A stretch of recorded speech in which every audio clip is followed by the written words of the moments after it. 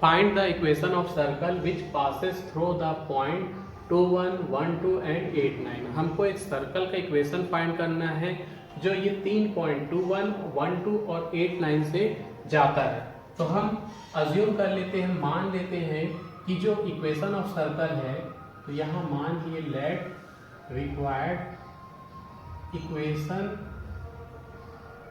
Of circle, हम मान लेते हैं कि इक्वेशन ऑफ सर्कल जो है वो x square plus y square.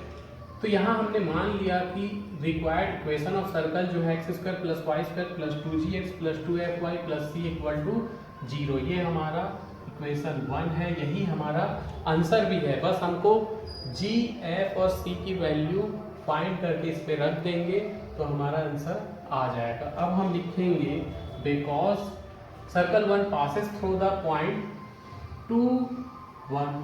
जो सर्कल 1 है वो 2, 1 से जा रहा है, इसलिए हम x के जगह 2 और y के जगह 1 रख देंगे। तो 2 का स्क्वायर प्लस 1 का square 2g into 2 plus 2f into 1 plus c equal to 0। हम x के जगह 2 रख देंगे और y के जगह 1 रख दिए, तो ये हो जाएगा 4 प्लस 1 यानी कि 5 plus 4g plus 2f plus c equal to 0। ये हो चुका है इक्वेशन नंबर 2, ये आ चुका है इक्वेशन नंबर 2। अब हम फिर से लिखेंगे circle 1 passes through the point 1, 2। जो सर्कल 1 है वो पॉइंट 1, 2 से पास होता है, ऐसा क्वेश्चन में गिवन है। तो अब x के जगह 1 और y के जगह 2 ले लेंगे। इस इक्वेशन में x के जगह 1 रखें तो 1 का स्क्वायर और y के जगह 2 रखें तो 2 का square plus 2g into 1 plus 2f into 2 plus c equal to 0। तो ये 1 plus 4 plus 2g plus 4f plus c equal to 0। 1 और 4 ऐड होके हो जाएगा 5 plus 2g plus 4f plus c equal to 0। ये हो गया हमारा इक्वेशन नंबर 3। तो हम फिर से लिखेंगे because circle 1 passes through the point 8, 9।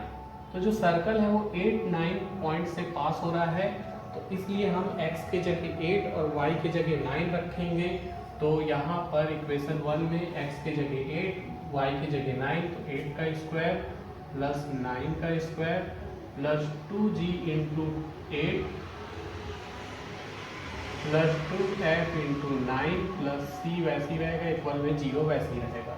तो 8 का स्क्वायर 64, 9 का square 81 plus 16g plus 18f plus c equal to 0। इन दोनों को ऐड कर देंगे तो ये हो जाएगा 145 plus 16g plus 18f plus c equal to 0।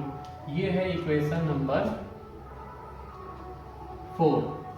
तो इक्वेशन नंबर 2, इक्वेशन नंबर 3 और इक्वेशन नंबर 4 को हमें सॉल्व करना पड़ेगा और सॉल्व करके g, f और c की वैल्यू हम निकालेंगे, उसको इक्वेशन 1 में रख देंगे तो हमारा रिक्वायर्ड इक्वेशन ऑफ सर्कल निकल जाएगा। इक्वेशन 2, इक्वेशन 3 और इक्वेशन 4 को हम एक साथ लिख करके इसको सॉल्व करते हैं, इसको मिटा देते हैं।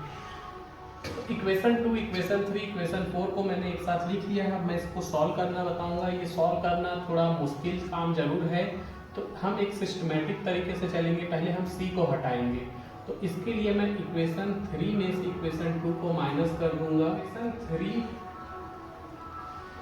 माइनस इक्वेशन 4, तो इक्वेशन 3 में से इक्वेशन 4 को माइनस करेंगे तो इक्वेशन 3 जो है वो 5 plus 2g plus 4f plus c equal to 0 है। और इक्वेशन जो 3 में से हम 2 को माइनस कर रहे हैं। इक्वेशन 3 में से इक्वेशन 2 को माइनस कर रहे हैं, तो इक्वेशन 2 जो है वो भी 5 plus 4g plus 2f plus c equal to 0। तो ये माइनस कर रहे हैं, तो यहाँ पर ये माइनस माइनस माइनस माइनस, तो 5 से 5 कैंसिल हो गया, c से c कैंसिल हो गया। 2g में से 4g माइनस होगा तो माइनस 2g, 4f में से 2f माइनस हुआ तो plus 2f equal to 0। 2f को उस तरफ ट्रांसफर कर दो तो minus 2g equal to minus 2f। तो अगर -2 से -2 को कैंसिल कर देंगे तो g इक्वल टू f। ये हो गया इक्वेशन नंबर 5। ये अच्छी बात है कि इक्वेशन 5 हमारा बहुत सिंपल आया है, इससे हमको आगे जाके फायदा मिलेगा। अब हम इक्वेशन 4 में से इक्वेशन 3 को माइनस कर देंगे। तो अब हम इक्वेशन 4 में से इक्वेशन 4 माइनस इक्वेशन 3, इक्वेशन 4 में से जब इक्वेशन 3 को माइनस करेंगे तो इक्वेशन 4 है 145 plus 16g plus 18f plus c equal to 0। इसमें से इक्वेशन 3 को माइनस करें, इक्वेशन 3 है 5 plus 2g plus 4f plus c equal to 0। तो माइनस कर रहे हैं हम इक्वेशन 4 में से 3 को, तो यहाँ माइनस लगा, माइनस माइनस माइनस, तो c से c कैंसिल हो गया। और यहाँ पर 145 में से 5 गया तो 140, 16g में से 2g गया तो 14g, 18f में से 4f गया तो 14f इक्वल टू 0। अब 14 कॉमन निकाल के हम कैंसिल कर सकते हैं, तो 14 कॉमन निकाल दे तो 10 प्लस g प्लस f, क्योंकि 14 के टेबल में पूरा आ रहा है, इक्वल टू 0। इस 14 को उधर ट्रांसफर कर दो तो g plus f plus 10 equal to 0। ये हमारा इक्वेशन 6 है। अब इस इक्वेशन में f की वैल्यू, g की वैल्यू f के फॉर्म में रख दें, ये इक्वेशन 6 है। तो अब इन 5 और 6 को सॉल्व करना है, तो ये तो आसानी से सॉल्व हो जाएगा। g इक्वल टू f है तो g के जगह f रख दो, तो g के जगह f रख देंगे तो हमारे पास हो जाएगा f प्लस 10 इक्वल टू 0। तो 2f इक्वल टू माइनस 10 को उधर ट्रांसफर कर दिए, या f की वैल्यू जो है -5। तो यहाँ पर 2f की जो वैल्यू है -10 है, f की वैल्यू -5 है। अब चूंकि क्वेश्चन में ये इक्वेशन 5 क्या था कि g इक्वल टू f है, तो इसलिए g की वैल्यू भी क्या हो जाएगी, g इक्वल टू -5। तो g की वैल्यू भी -5 आगे लिख लेंगे, क्योंकि g इक्वल टू क्या था, f था। तो यहाँ भी g के जगह f रख दिए थे तो f की वैल्यू निकल गई। f और g की वैल्यू सेम है, तो f और g की वैल्यू सेम आ चुकी है। f और g की वैल्यू को हम इक्वेशन 2, 3 या 4 किसी में भी पुट कर देंगे तो c की वैल्यू निकल जाएगी। तो इक्वेशन 2 में हम g और f की वैल्यू पुट कर देते हैं, तो इसको मिटा देते हैं, इसका काम हो चुका है। तो g और f की वैल्यू हम इक्वेशन 2 में पुट कर रहे हैं, तो यहाँ पर पुट कर देते हैं 5 प्लस 4, g की वैल्यू क्या है -5, प्लस 2 f की वैल्यू क्या है, f की वैल्यू भी -5 है, प्लस c इक्वल टू 0। तो 5 माइनस 20, 4 इंटू 5 हो जाएगा -20, -10 प्लस c इक्वल टू 0। तो 5 में से 20 माइनस होगा -15, -10 प्लस c इक्वल टू 0। ये दोनों ऐड हो जाएंगे, -25 उस तरफ जाएगा, तो c की वैल्यू हो जाएगी 25। तो c की वैल्यू आ चुकी है, g और f की वैल्यू हमने निकाल ली थी।